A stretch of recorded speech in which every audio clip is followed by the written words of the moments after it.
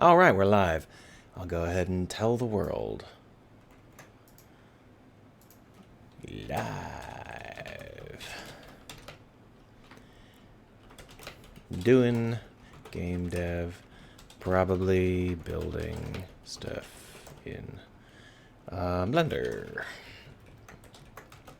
Doing hashtag game dev because that's how we speak on the internet.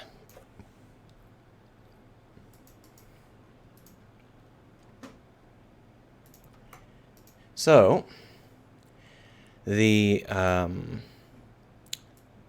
some problems last week with the transparencies, and I looked into it a little bit, and it looks like it's just something that either nobody has solved or nobody has bothered to tell me how to solve it. So people are very careful about how they do this shit in Unity. For example, if we look at... shoot, I just forgot the name of the game. It's a diving game.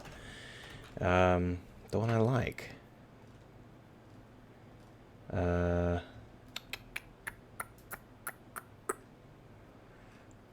Let's go ahead and put diving game minus flip, because apparently the flip diving people have bought the first 800 spaces. Abzu, that's the one. Of course, it's the first result as soon as I exclude the scammers. So, Abzu, if we take a look at what Abzu's engine is, I believe it was Unreal. Yeah, so Unreal has a better transparency system. Subnautica is a beast of a game. I don't know how they manage their shit. I think that technically Subnautica is in Unity. And hello, Alan Wyvern. It's been a while since you've shown up on stream, but we've chatted quite a bit. Anyway, the problem we're having here in Unity is that the rendering engine is all fucked up, as you can see. And that's because the transparencies in this game engine are not great. So if we want to have shades of dappled light coming down from the sky, we'll have to do it via other means, and I'm not exactly sure what other means those would be. Because this screw up that you see right now, where it's like flickering in and out and it's not showing the leaves and all that stuff, that's actually not even the biggest screw up. The biggest screw up is that if I turn on fog, it really goes to hell. So we're going to go ahead and turn on fog so that we can see that. But there is a new version of Unity. I'm not stupid enough to think that it's going to solve our issues. But I didn't download it because I only found out 5 minutes ago. So what I might do is go ahead and just do non-Unity stuff today mostly. But let me show you how broken this is. Mifaz agrees that Subnautica is in Unity. Yeah, but I think it's a really hacked version of Unity. I think they put in a lot of effort into creating their own pipelines and shit. Oh, I set the fog color to blinding white to kidnap us with alien kidnapping time, you know. Let's go ahead and do that darker midnight blue. Alright, so there we are. So when I have this fog, that's more or less the effect I want. It's a nice cheap fog effect. But the problem is that the light shining down from the sky, which is transparent, doesn't act anything like sensible. You can see how it's doing something extraordinarily bizarre, and I don't really know how to fix that. I have one or two more ideas that I should try before I completely give up, and one of those is a particle-based solution. So let's go ahead and replace this with a particle solution. So to do that, we'll go ahead and type in new effects particle system, and we'll just create a line of particles. Now the question is where... Oh yes, that's definitely the right spot for it to be. Just move it here, and we'll just start with it being completely vertical because that's the easiest thing. But the particle renderer is a little bit different, and I'm not sure why I was having a hard time getting it to work. But let's go ahead and just try it. If we create a line... Oh, it for some reason is a line on the y-axis. No, we don't want it on the y-axis. We want it on the z-axis. Can we do that?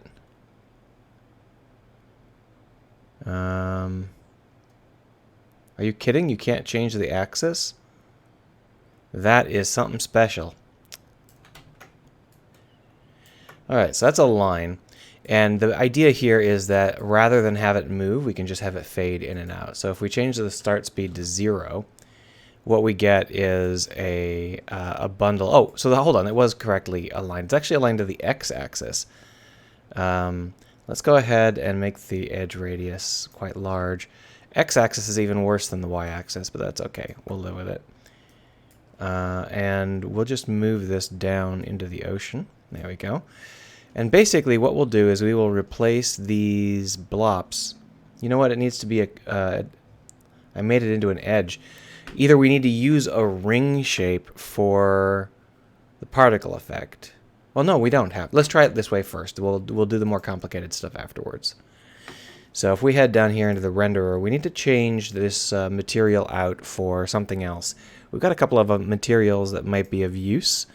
Here's a God Ray material, but I think that we busted that. I think that that is in fact a garbage material because that was what we were using for our earlier tests. So we're actually just going to delete these because they are literal garbage. We'll recreate them later if we need to. But what we can do is drop in something like Dust Cloud or something similar to that.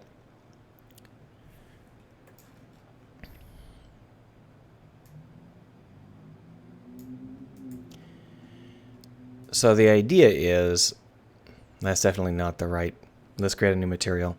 We'll create a duplicate of Dust Cloud, which we will call, oh, this is a legacy shader. Maybe that's why I wasn't using the legacy approach. We'll call it a sunbeam particle, and we will use that instead of what we were using, and that will allow us to change this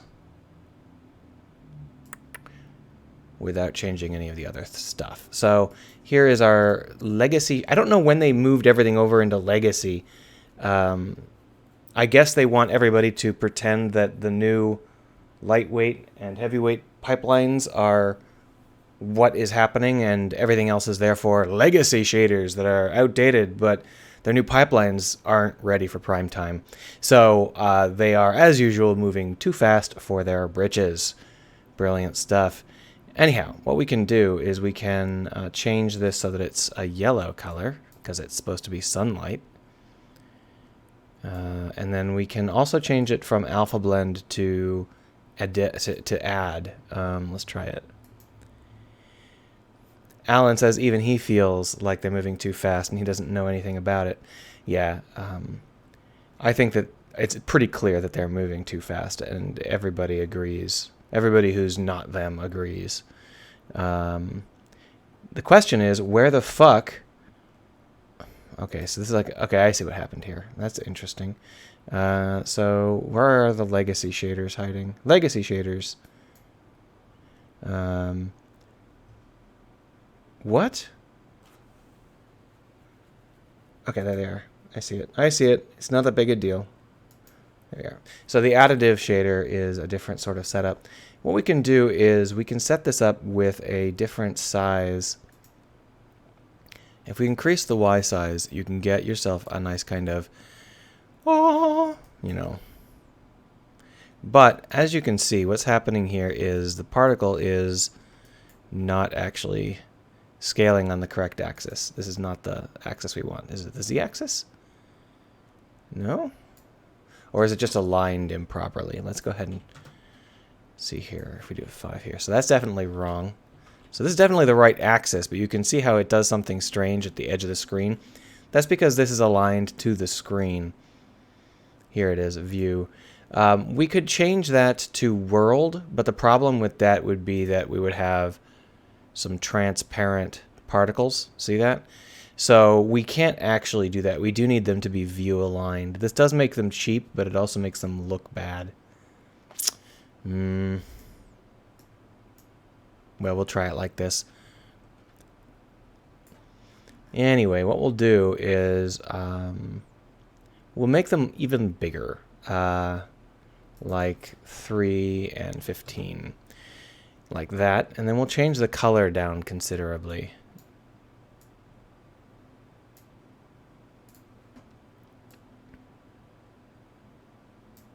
Maybe something like this. Chain Zero says, you know it's a good API when everything is either half finished or depreciated. Yeah, Unity's core product team used to be their shining feature, but recently they have started to struggle, and I'm not sure if that's because I see how that's going to look when we're sideways. I'm not sure. And that's because they've let their business team get their hooks in, and their business team is one of the most incompetent teams I've ever seen. So I'm not really looking forward to Unity's future. I might try and switch over to Godot, but not for this project. The problem is that there's like a flow when you're programming a game, and I'm almost tempted to just switch to raw JavaScript to do small games for a while, because when you're just learning a new engine, it takes like a year to get that flow. Anyway, let's just change the color over lifetime to have some alpha in it. Whoop. Whoop. Godot says, have they gone public? I mean, Alan says, has Godot gone public yet? Yeah, you can work with Godot. It's open source, and they have gone public quite a bit. There are a ton of Godot projects. Yeah, the view align's not going to work.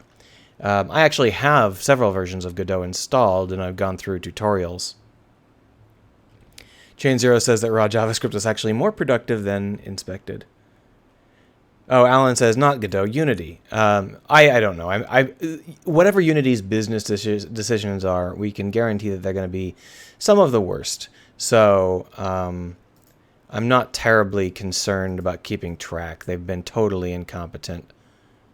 Oh, that's much better. Every time I've looked at it.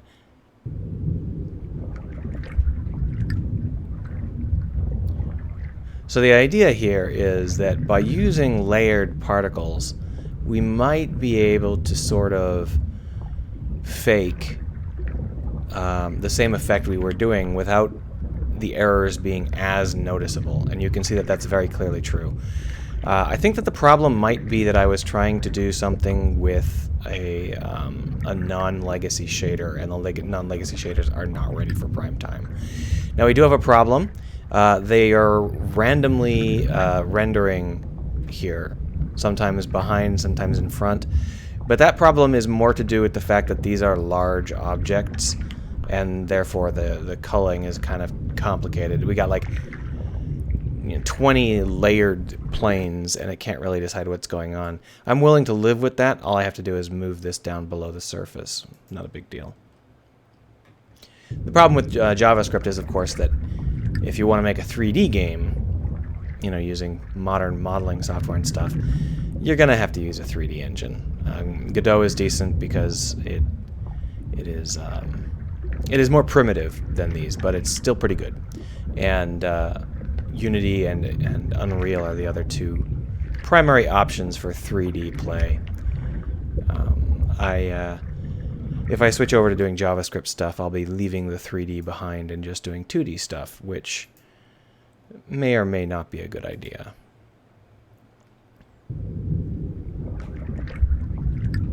So another option for this is to do a cone rather than a beam. But believe it or not, I think that the beam will be fine. The only problem I have with the beam is that I'd like to make it so that it has a different brightness at the bottom. But I don't know whether or not Unity allows us to do start color by location. Let's just take a look. The color by location anywhere? They don't have a location anywhere. Okay, so that's not going to work. Oh, Chain Zero says that he was doing JavaScript with 3D stuff. I'd be interested in knowing a little bit more about that. Because I haven't found any decent way to put 3D stuff into a browser.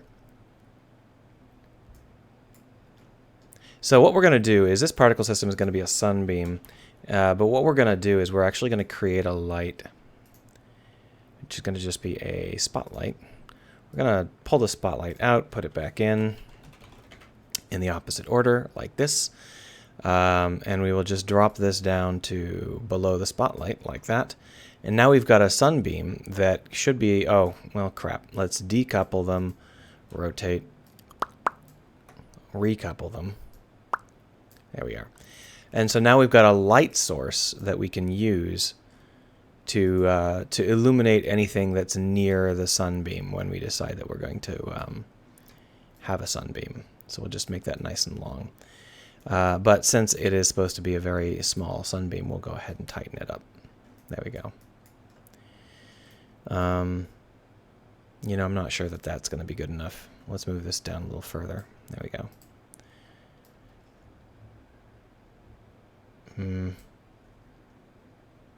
Yeah, we'll figure it out. Let's give it some yellow. Something like this.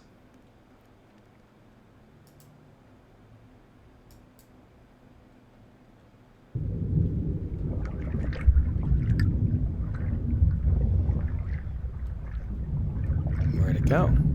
Did I move it too far? I did. I moved it way down. Oops, my bad. Maybe I need to rearrange the pieces a little bit better.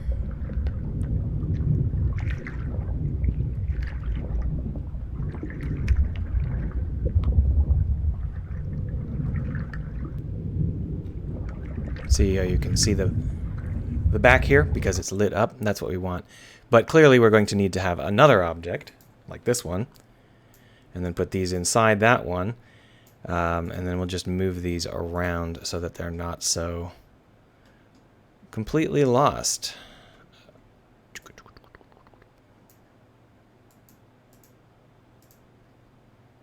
There we are.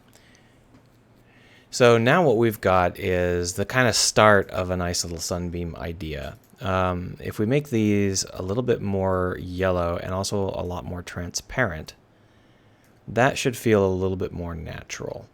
We'll go ahead and we'll give them a random lifetime of between 5 and 10 seconds.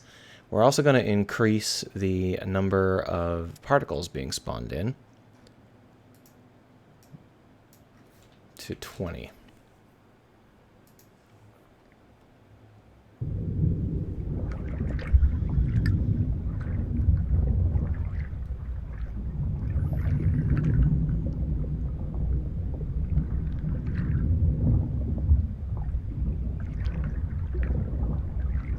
Looks like we need to raise it a little bit higher.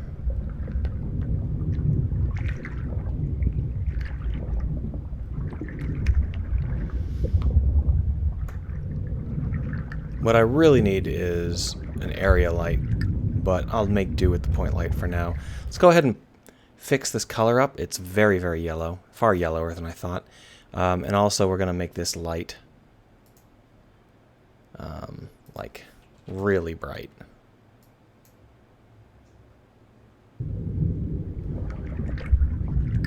Only problem is that if we're using a light like this, then it's obvious that the light doesn't sync up with the light beam. So we may have to use a cylindrical light beam just because we can't use a... we may have to have a cylindrical God ray because we just can't have a cylindrical... we can't have a non-cylindrical light. That's more like the brightness I want. I want it to blow things out. But you can see how much bigger it is than the actual beam in question. And as we move down, it only gets more and more obvious that it's much, much larger and wider. So if we want to sync the light up with the beam, our two options are to either use an incredibly narrow beam or to... just figure some other way around it. Okay, well I was going to go ahead and do modeling like broken ships or something, but we're back into the VFX stuff, so maybe we'll continue with this for a while.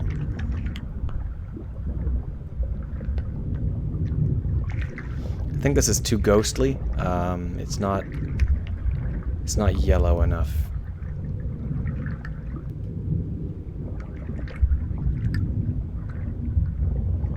That's more or less correct. Now, what I'm thinking is maybe I should wibble wobble this. I want it to feel... Well, I'm not sure. See, the problem is that the top of the water is in fact wobbly. So when this doesn't wobble, it feels strange. What happens if we switch over to using pulses? Let's try that.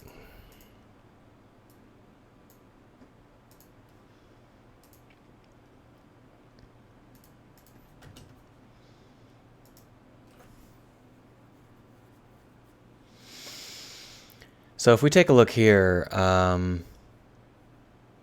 we have the ability to change the number of particles to emit when, but we can't tell it to emit them over...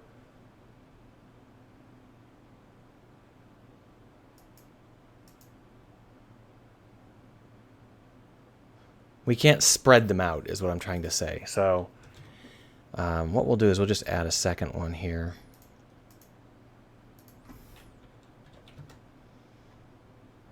Let's go ahead and just see what this comes up with.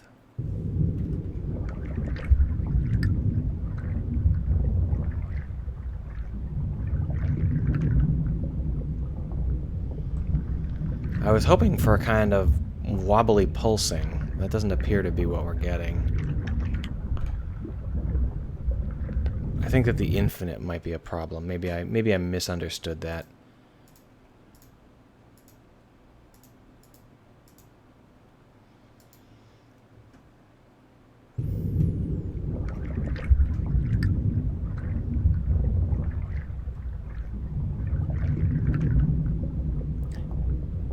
Alan says maybe I should just try a bigger interval for the pulse. Yeah, that's what I'll try next if this doesn't seem to be doing the job.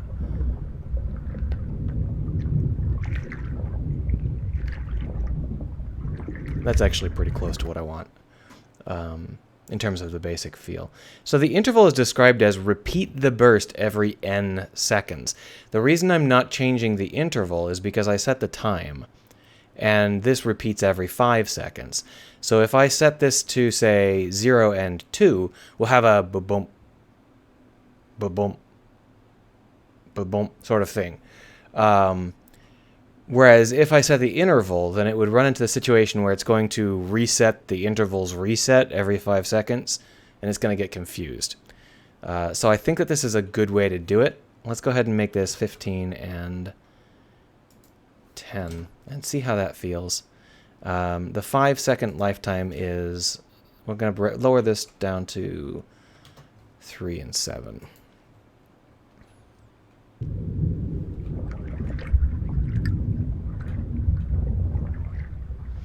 Now the big problem is that this is really inefficient because it's going to have a different particle system for every one of these beams. But we can always fix that later if we decide to.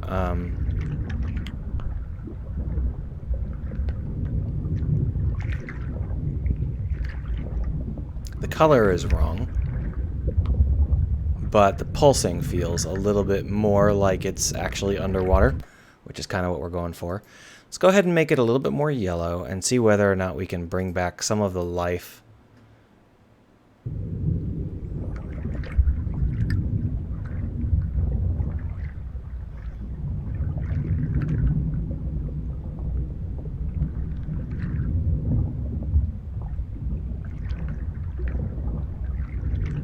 Yeah, that's not bad. Might be a little bit better. Alright, well let's go ahead and see what it's like when we punch it up a little bit, because I think that it's still too small. So if we grab the size here and we make it, instead of 315, 1, let's go ahead and give it a variation, random between two constants. And we'll make it between 3 and 6, 15 and 30, and 1 and 1. I have a feeling that I don't want it to vary on the x-axis, though. Probably going to want to pull that back in a second, because then it'll look kind of bulgy, and I'm pretty sure I don't want it to look bulgy, because light travels at the speed of light.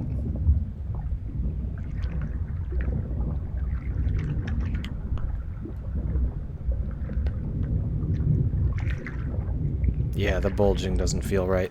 Let's go ahead and bring this back down to 3. Well, no, let's bring it up to 6 for both. That'll be a little bit more fat. Give us some more weight. Yeah, that's more the size I think I want.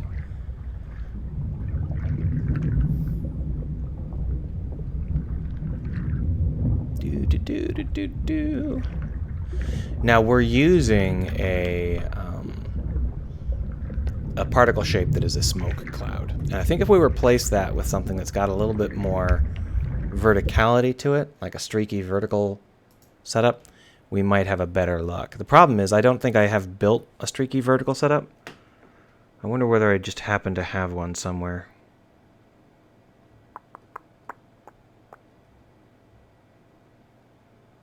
Probably not.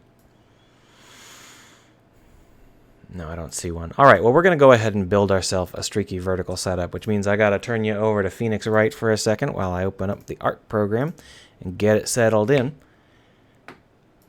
And let's see here. Hollow stripes, indicator, jelly leaves. Let's just open one of these arbitrarily. No, I don't want to read news from Celsius. Stop slowing me down. Open this up.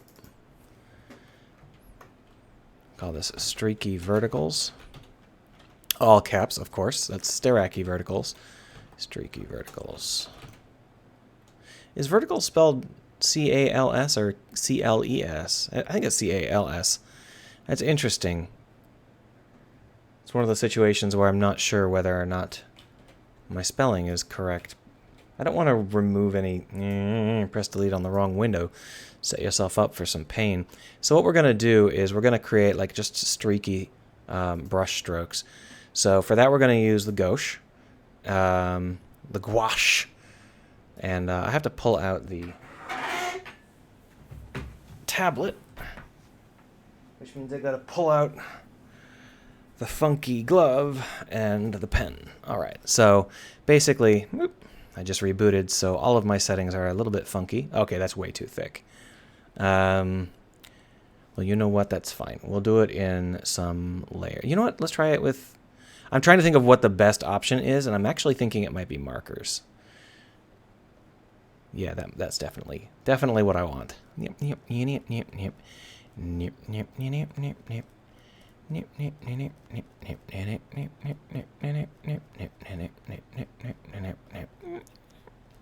we are. Very complicated. So now that we've got some streaky verticals, let's put them in and see how they look. Yeah, so Chain Zero says it is verticals. Isn't that kind of strange how it's so different between vertical and verticals? Or is vertical spelled C-A-L and I'm misremembering? What's spelled C-L-E? No, that's Certical. Yeah, so apparently there is a game called Certical. But that's not what I was looking up. Apparently I'm just misremembering. Particle! Yep, that's what it was. You're correct. That's what I was thinking of. So let's go ahead and switch out this for the vertical streakies. So vertical streaks. There we go. I think that we're going to want to set this up to be transparent so that we can see it. It doesn't make any difference in the game engine, but it's hard to see. So what I have here is a vertical particle. C-A-L-C-L-E. Yep.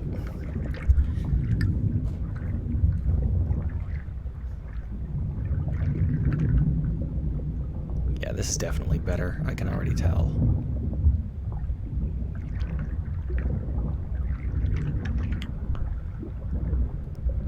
Pulsing might be a little bit much.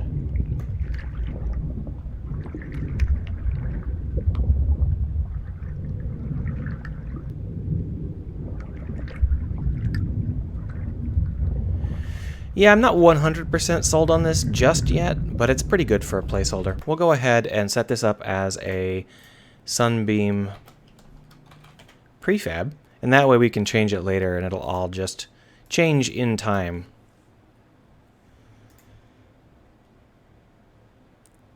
Hold on a moment while I create something. I'll get back to you in a second here. Details, tools, level, bits. Drop that in. And drop this in. So, Chain Zero says, should it be diffusing or embiggening close to the top? So technically speaking, it should be diffusing. It should be in a cone But the thing about the sun is that it's extremely far away.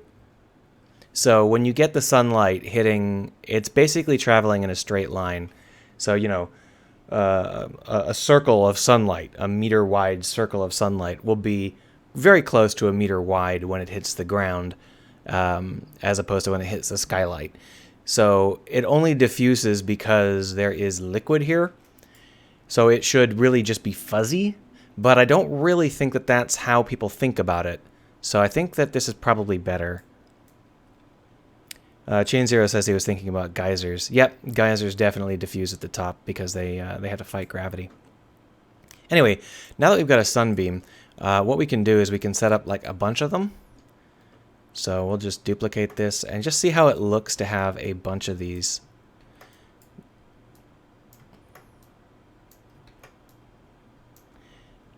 Now they're all vertical at the moment because that's how I set them up. But what we probably want to do is set them to track the sun, the main light source of the... yeah, let's go ahead and set that up now. So we're going to create a little helper script. We might already have one. And do we have a track? We got a lerp to parent. Lerp to parent lerps position and rotation. We actually only want to lerp rotation. So let's go ahead and create a lerp to parent modification, which allows us to just pick one. Public bool lerp position equals true. Public bool lerp rotation equals true.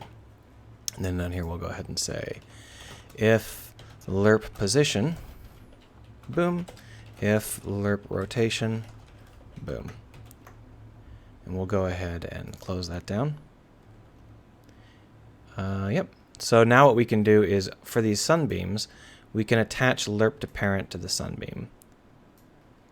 Like this. And then we can assign the sun as the parent. Oh, this lerp to parent doesn't do what I thought it did. Lerp to parent is the opposite of what I need. Hold on. Well...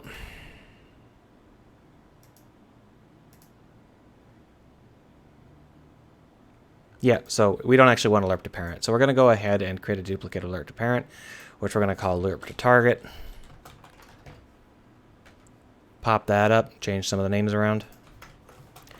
And the only difference is that this one takes a transform.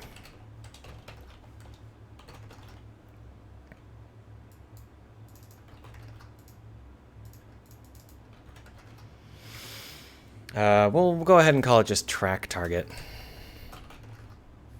We won't even bother lerping. So there's no need for a speed. There we are. Don't need this either. So we'll just simplify, simplify, simplify. Chain Zero says that nobody's... I know that you're all shocked, but there's been an update to Visual Studio. Actually, every single thing on my computer needs an update today. They all rolled out updates Friday night. I'm not sure why that is. Anyway, this here is no longer going to be a lerp. It's just going to be a straight set. So Chain Zero doesn't have to worry about me saying it too much more. But, of course, the fun thing is that the Quaternion uses a slurp, not a lerp. So that's even more fun to say.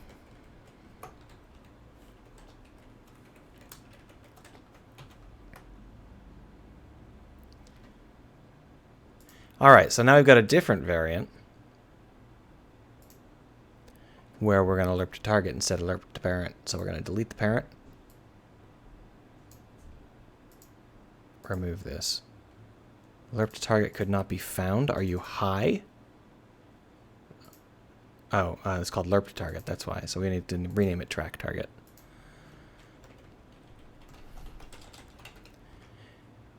There we go.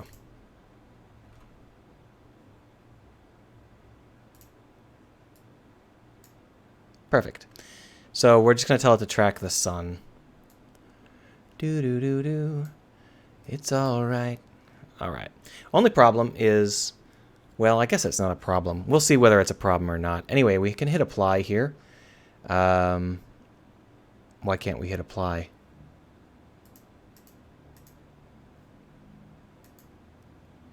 They changed the way prefabs worked again. Do I have to manually edit the prefab? I can't override it anymore. You're right. I do have to uncheck lerp position, but it doesn't matter because I can't save the prefab changes. That's so strange. Why did they change that? Let me modify a prefab in the game world and then save the changes. That's like super basic. There we are. Okay, so they just hit it. Okay, well, fine. I don't know why they decided to make things more annoying, but I'm sure they had their reasons. Spoilers, they did not. Perfect. Alright, so now you can see that it doesn't work at all. So I think what's happened here is that the rotation is not on the correct axis. Because I think what's happening is that they are all sideways. So if we take a look... Yeah, so... It might be that the sun is on the wrong axis. Yeah, so you can see this blue here. It should be syncing up with that blue direction. But instead what we've got is it not doing that. And instead pointing directly to the side. What? Why? Why are you pointing this way? That's clearly not the direction the sun is pointed. That's fucking weird. No errors. Did I fat finger something? I must have, because that doesn't make any damn sense at all. Oh, there's the problem. So even though I told you not to install the updates, you are now installing the updates. Thank you, and fuck you. There we go.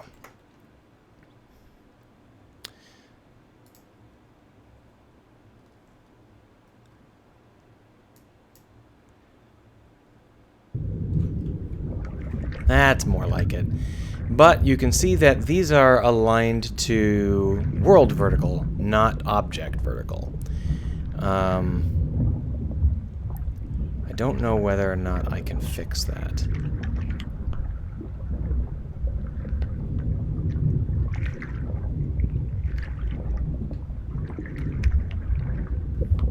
Let's try it. So let's grab one of these and tilt it so that we can see what happens when it gets tilted. There we go. And then if we open it up and look inside, there's the sunbeam right here. And you can see that that's got all sorts of vertical bullshit happening. What I really need to do is sync it with the local X. Scaling mode hierarchy? No, that's not going to do jack shit. None of these are going to change anything. So...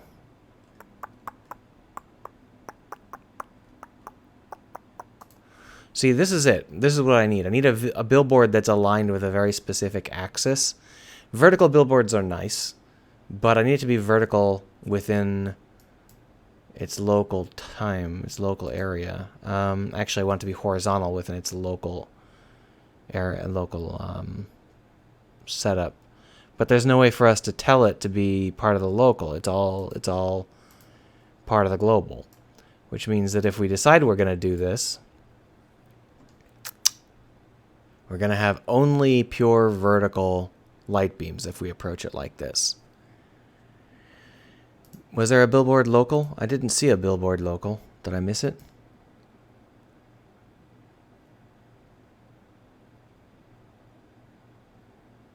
Where did you see a billboard local?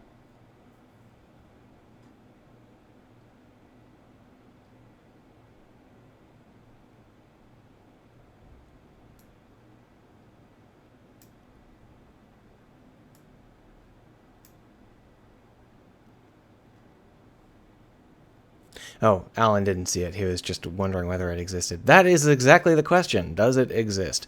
So you can see that we've got a simulation space here. We've also got a scaling mode, but neither of those changes the billboardiness of it. So if we wanted to do it like this, we would have to maybe use a disc shape, like a paper towel tube, and then display the light beams on top of it. But the problem is that would look wrong because that's bunched up at the edges and we need it bunched up at the center.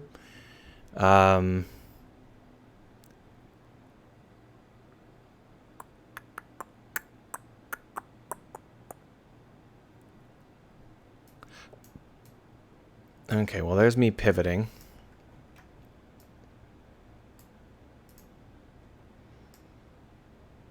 So that's not going to change the nature of things at all. So that's no help.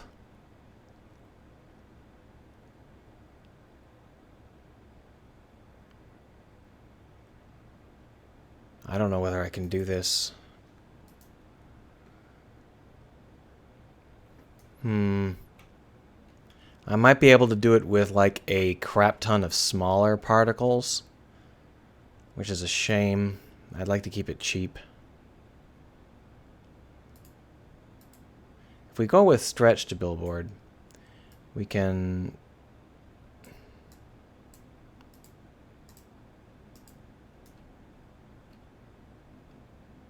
I don't see it at all.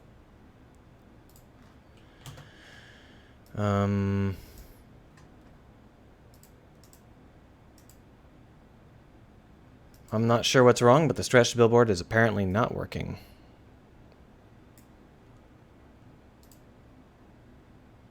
So the only other option is to go with a mesh. Now you can see that the mesh has a cube attached to it with a render alignment of view. We're allowed to change the render alignment of the mesh. As you can see, we can set it to be local. But the problem is that that disables the view direction. So when we are going around it, we're going to see cubes. In this case, the cube is very, very thin. So if I were to increase this to 6.6, you can see that we've got these rectangular boxes that are going to remain rectangular boxes the whole time. So what we could do is we could create nested tubes. I guess that's what we're going to have to do. Al says that this actually looks pretty good. It really doesn't. Because the boxes are so obvious from the side. See? So what we're going to do is we're going to switch it out for a tube. Let's go ahead and create one. I don't think I have one. Yeah, we're going to have to make one. So we'll just pop up FX here and create our own tube. We've got something very similar to a tube. We've got a horn, but we don't need that. We need a proper tube. So we're just going to go ahead and add one. Mesh cylinder. And you can see the problem with the cylinder is that it's got a top and a bottom, but that's a easy fix. All we have to do is select them and delete them. Oh, no, delete the faces, idiot. There we are. So over here we've got our UV map, or at least we will when we tell it to be one. There we go. And you can see that this is the setup. This is very close to what we actually want. So we're just going to scale Z to it. Nope, scale Y to it. And then GY 0.5. GY 0.5. Why is it not GY?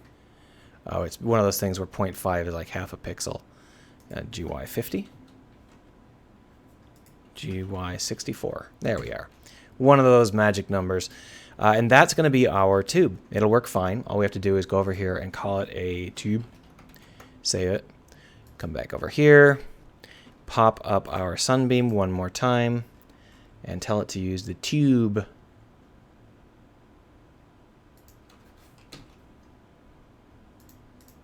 It's obviously wrong. That's fine. We'll fix it.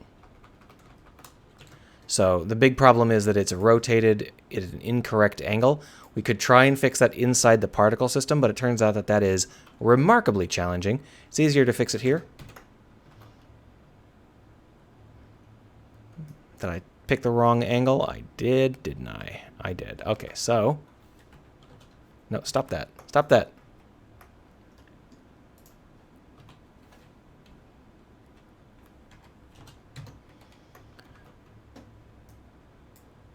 There we are. I don't know why that angle is the good one, but... So here we've got it set up with this, and we can increase this x-axis maybe? Yeah. So we can set up this x-axis to be, say, 7 to 15, and these we can bring down to 4. There we are. And now what we've got is a nice little beam, at least in theory. Later on, we'll probably try to change out the renderer, even though that was what caused us these problems, because what I'd like it to do is fade down here. Other thing you can notice is that it draws on both the interior and the exterior, which is nice, but we have this hole because we're not rotating these at all. So what we're going to do is we're going to rotate them randomly. That's not too bad. All we have to do is tell it to rotate, and as you can see, it's going to rotate around the correct axis. So we're going to tell it to do a random between two constants of 0 and 360, and that'll give us a nice rotation that gives us this nice cloudy effect. And that will make sure that it feels decent. Alan says he's going to stick to pixeling spaceships. Yeah, well, I would actually go back and pixel some more spaceships right now without any hesitation at all, except for I'm kind of in the middle of a diving game. I never expected the visuals of the diving game to be such a challenge. Anyway, this isn't actually how we want the beam to look. It looks a little bit right, but the problem is that it is going to end up looking very fake and flat. I don't know if you can see that. We got two options. One of the options is to just create another sunbeam inside this sunbeam, but with otherwise identical characteristics.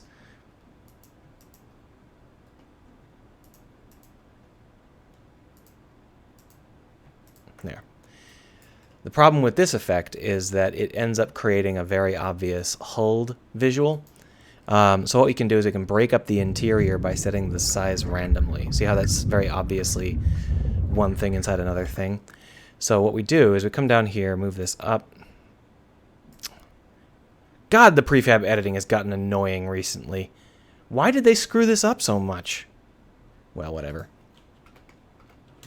Anyway, if we break up the sizes here, what we'll end up getting is a kind of arbitrary fill shape. As long as it is within the overall size of the outer object, it should be fine. And then what we need to do is tell it to save this entire prefab. And it should pop up in all of these. Yeah.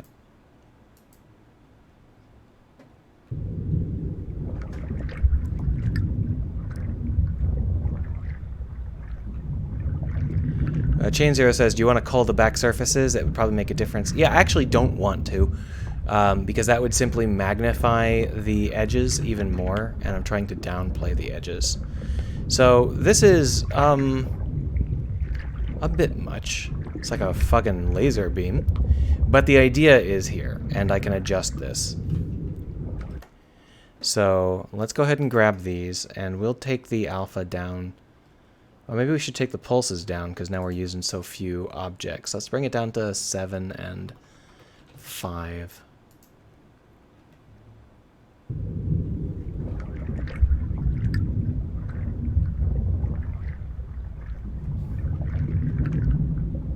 It feels like there's something wrong. These pulses should be fading away a lot faster than they are. Let's go ahead and try it with a little bit of... Bring this max start lifetime down to 5, and we'll bring this fade so that it fades out far earlier and gives us a slower fade out. I think I've actually got two sunbeams on top of each other on the left. I think that's what that is going on over there. But even on the right, the sunbeams are pretty fat. Look at how bright they get. You wouldn't think they'd get this bright. We're using... This one in the middle seems well behaved. Why are the rest of them so... Oh, I forgot to save the changes, that's why.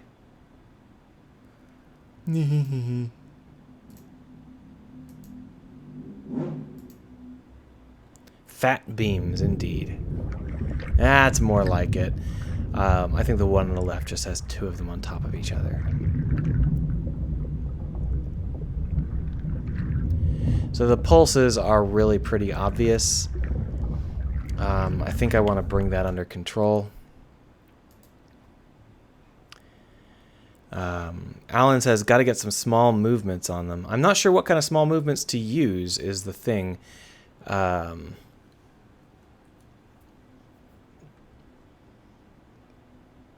Yeah, because the problem is that sunbeams only move when the stuff on top of the water moves.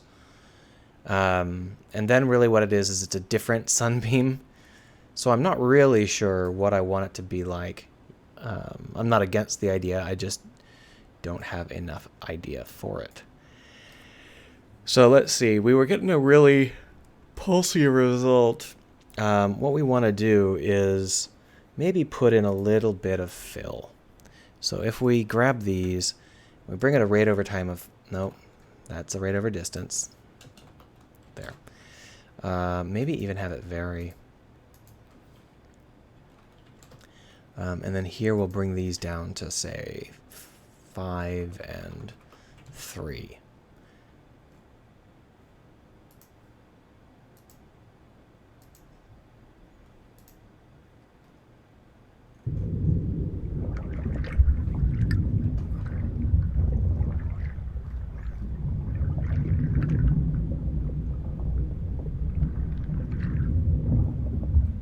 That's actually pretty close to what I want, except for they're really, really bright for some reason. Why are they so bright?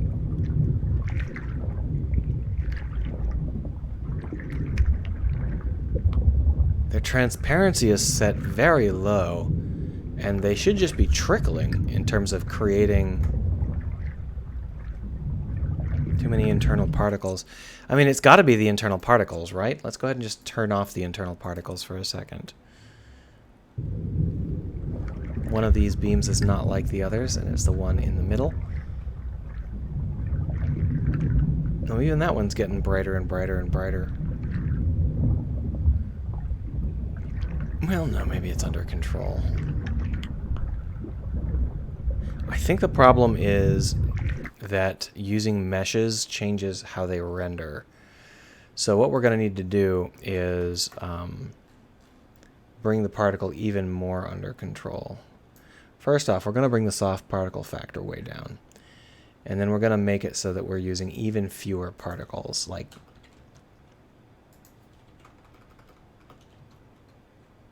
and lastly, we're going to take this alpha down from 11, because even 11 is too much.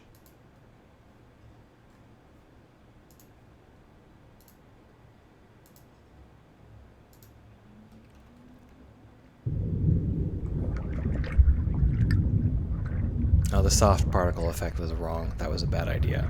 Pull back.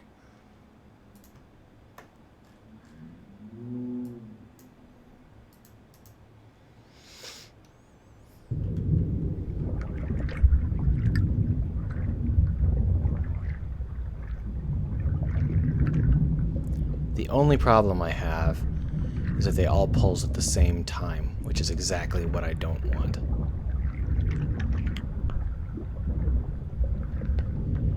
But actually, this doesn't look too bad.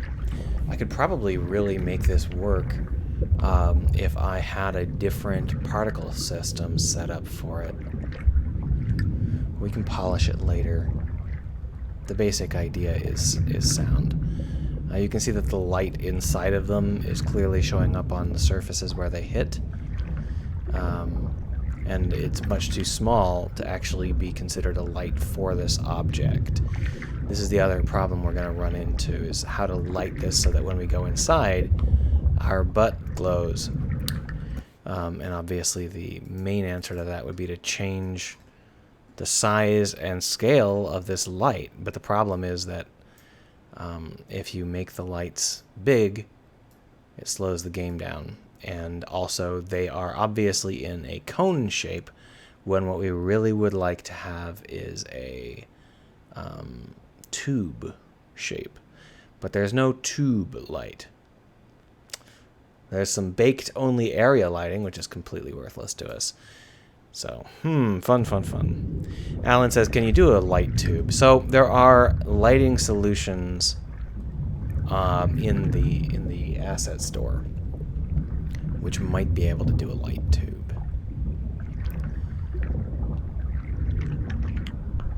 In fact, I think I have a couple of them, and clearly we're going to have to use them, because this is almost right. It's actually not too bad. Let's go ahead and give it a shot. The biggest problem is that it's glowing up here on these leaf quads, but we can tell the light to not hit the leaf quads. If we put all of these leaf quads on another layer, like water, because they're water layer stuff, then we can take the light here and we can tell it to not shine on the water layer. And we'll go ahead and call this not important. And then we'll save all these changes.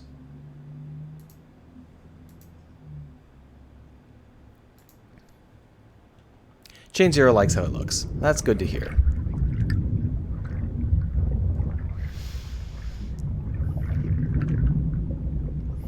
I think I own at least one of the lighting solutions, but I want to install the new version of Unity before I start mucking around with it. So this is what it looks like right now with the basic setup we've got. The lighting is coming down at a specific angle. And when we go inside, our butt gets bright. So let's go ahead and move these around a little bit so that we can feel the feel their layout a little bit better. I think that one of the things we're going to want to do is pull up this track target and just give it a little bit of a gizmo.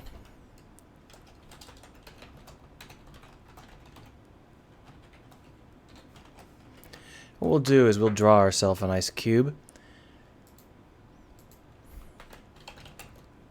It's so easy for us to set up these programming sessions because whenever I'm thinking about what I want to program, I know for sure I'm going to get distracted at the most crucial moment by an update. There have been 3 so far. Hey! There's an update available! I can't wait to install it!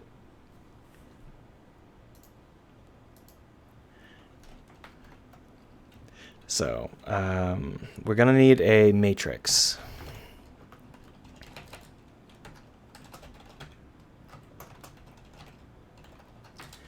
And then we're going to set this matrix to be ours. What is it? Transform. I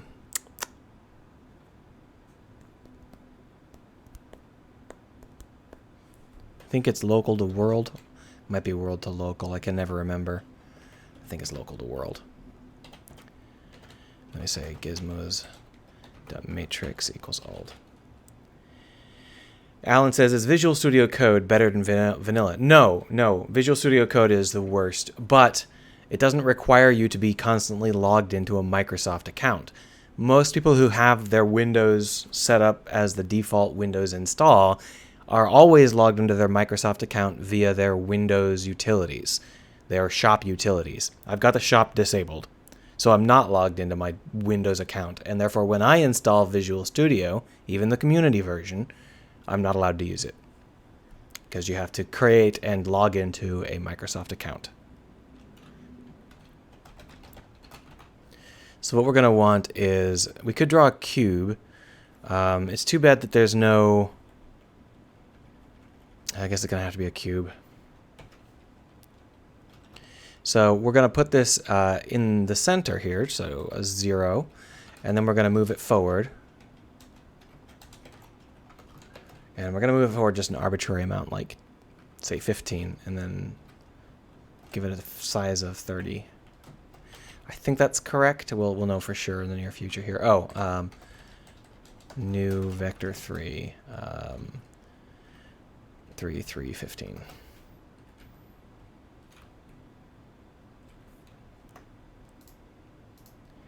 MeFOS doesn't particularly like Visual Studio, neither do I, but they stopped supporting what I was using, so I have to go with the Microsoft product because now Unity is hand in hand with Microsoft, and they don't allow anything else.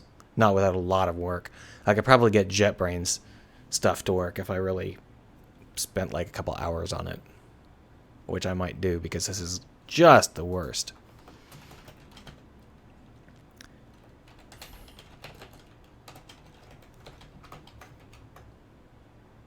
Also, we're going to set this up to be callable.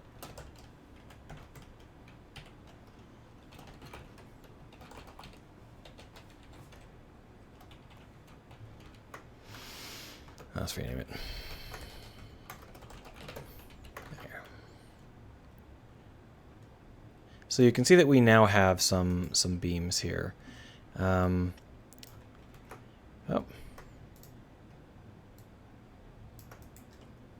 That'll give us the idea, right? And then we can come down here and we can tell them to update. and they will manually go in the same direction as the sun, so we can see what sort of setup we've got. I'm going to switch over to global moving, just so that we can really get some of these moved out correctly. And what we might do later is use like some kind of scatterer, but for now we're just going to do it manually. No big loss.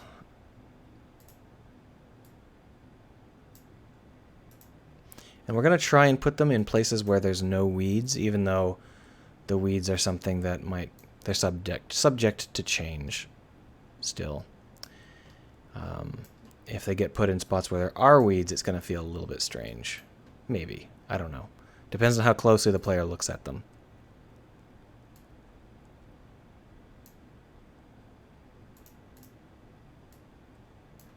Alright, let's see that.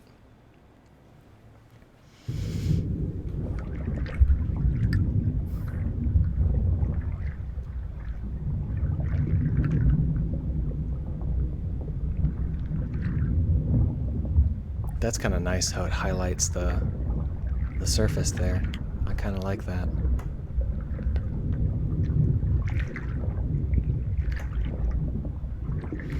Now I think that the sun angle needs to be changed. The sun angle is a little bit too non-vertical, which for this room feels wrong.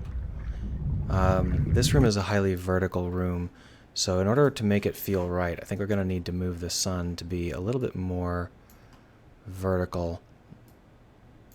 There we are. And then we'll just have to update these guys.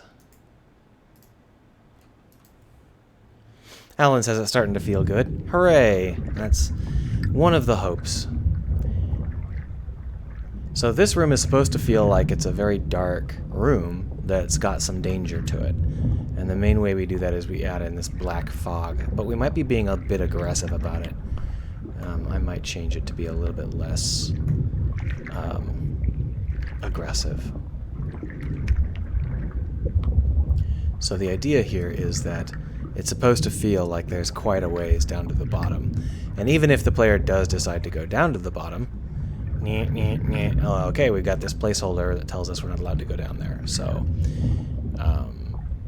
we're going to put in, not a danger exactly, but a scare in this room, where there's going to be something that comes out of the depth. It could be a shark, or a giant octopus, or whatever. In order for it to be a giant octopus, we're going to need to come up with a good chain solver. I was going to use Obi. Doesn't appear that's going to be a possibility. I'll check again after the new version of Unity. These sunbeams are going to have to be put in more carefully, I think. There's nothing in this room right now to guide the player's eye aside from the sunbeams.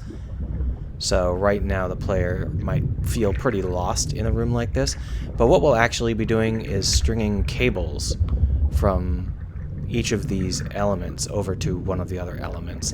That's going to be pretty easy for the player to follow, and it's going to be obvious which way goes back to the front here, because they're going to be intertwined at the entrance, and then they're going to branch. So you follow the cables upstream to get back to the front here. It should be pretty straightforward to do if I can get Obi working. If I can't get Obi working, it's going to be a nightmare.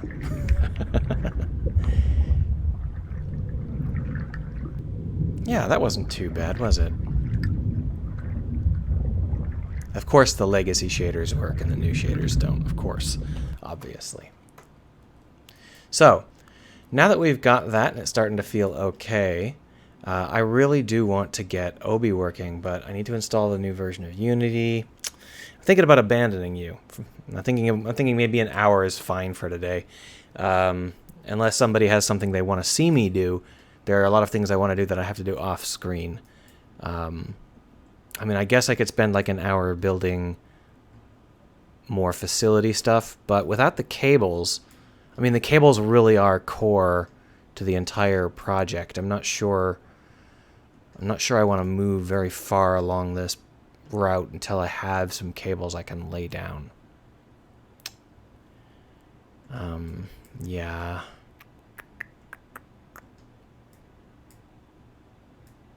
Yeah, I think I'm going to call it. And that means that I'll have enough voice left over today to actually do another video, which is not going to be a video here. I'm going to probably make it on Eliza, because it's been like a week since I last recorded an Eliza video. All right, well, let's just take one more look, and then we'll call it a day. I'll take some screenshots and post them.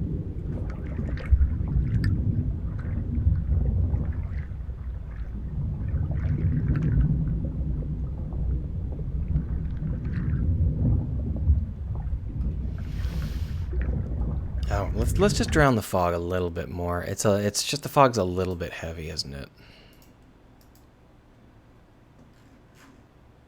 Here's the fog. Currently it's set up as 0.02 with exponential squared. I think we might want to go with linear.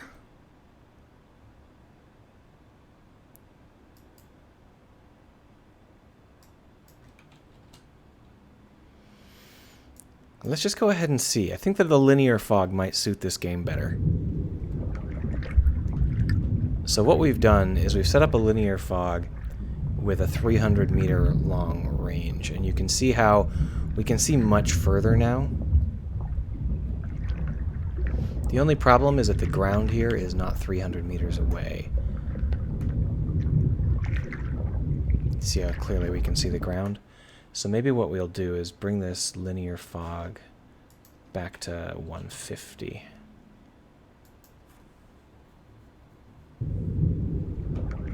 This doesn't... There it is. Alan says, can you change the settings on the fly? Yeah, I can. I'm just thinking about it in my head while I'm doing it, so it's something where I could change it while we're in play, and it should work fine.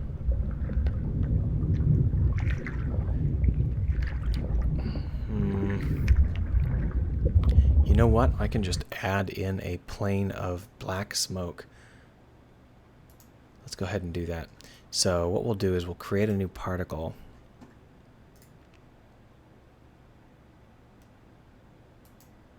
Here it is. And this particle system will get put in... Oh, no, that's not it. In the center of the room like this. And we'll go ahead and set it up to be a plane.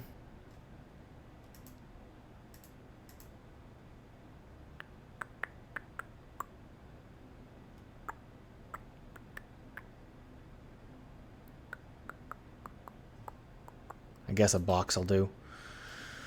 We'll just make it a big box.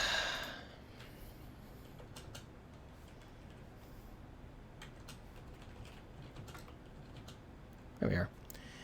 And what we're going to do is we're just going to move this box so that we'll have some roiling black stuff down in the bottom. Obviously, that's going to mean that we're going to want to be pretty big, maybe like a 30. Yeah. And we're going to want our color to be black. Boom. And we're going to want maybe to even be even bigger than that. But let's go ahead and change our material first, because this material is no good. So we have a sunbeam particle here. But what we really want to use is this dust. Can we just use the dust cloud dark as is? I think we can. Let's go ahead and try it. We'll call this a ground particles. And we actually have some particles already set up to do this, but they're of a different scale. So it would be a little bit of a push to change that prefab to do this. So we'll just go ahead and do it like this. And that'll give us some dark, cloudy particles. It's pretty clear that they're just too small and faint at the moment. So we'll go ahead and punch this up to something like that. That might be a little too much. How about 20? How about 30? And then we'll just bring this color over lifetime to include some alpha for us.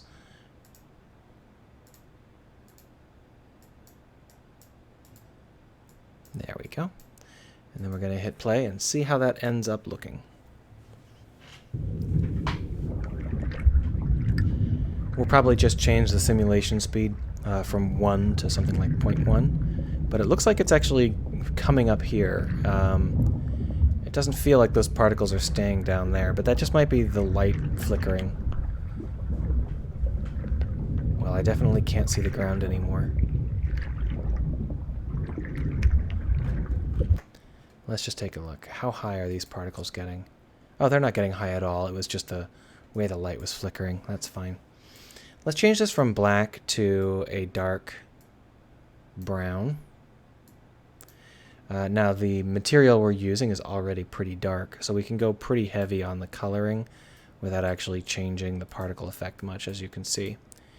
So what we're going to do here is we're going to set this up to...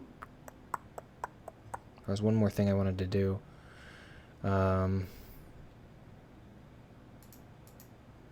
Why can't I see it? Changing the color to orange should not have broken the effect. Oh, I was going to change it to pre-warm and to give it a simulation speed of 0.1. Oh, we're in play mode. I am in fact an idiot. There we are. Something like this.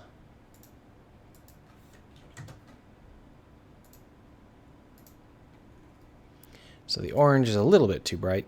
Just bring that down there.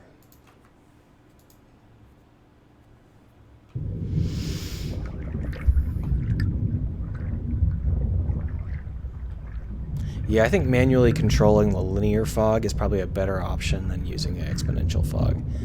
Exponential fog is intended for like surface world stuff, but in our case we've got to use it to bracket the edge of the planes nicely.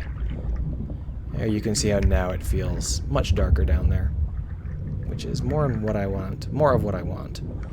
I think we're going to have to add some lights onto this character. The backpack used to have lights on it, but they appear to have broken at some point. Unity presumably decided that material was obsolete. So let's just take a quick little look. That'll be the last thing I do. So should be pretty straightforward. All we're going to do is take this player and look up his feet. There we are, feet. So the materials we're using... Okay, so it's actually on specifically these high poly objects. Test gear? Here it is. Here's the glow. You can see how the glow is not the glow shader that I want it to use. It's using a default glow shader.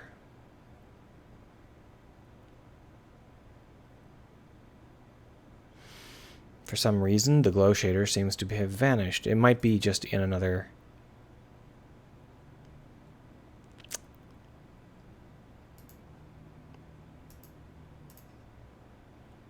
It doesn't appear to be a glow material, so we'll create one. Equipment glow.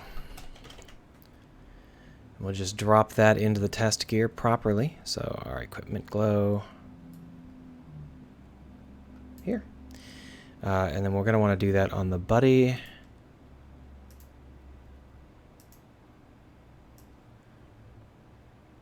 There we go.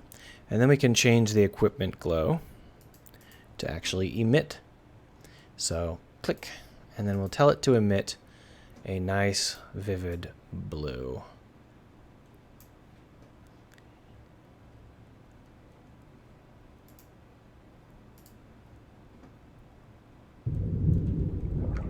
And the reason for that should be obvious. If you're in the dark, you need to still be able to see your diver. So his tank and his feet glow.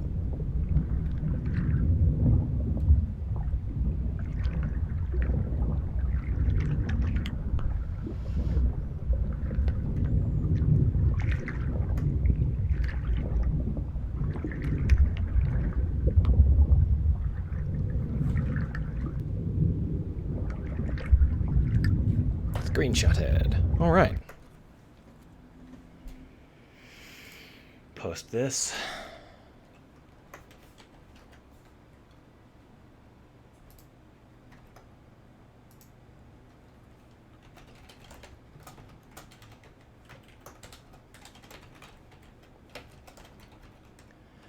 Screenshot Saturday. Boom.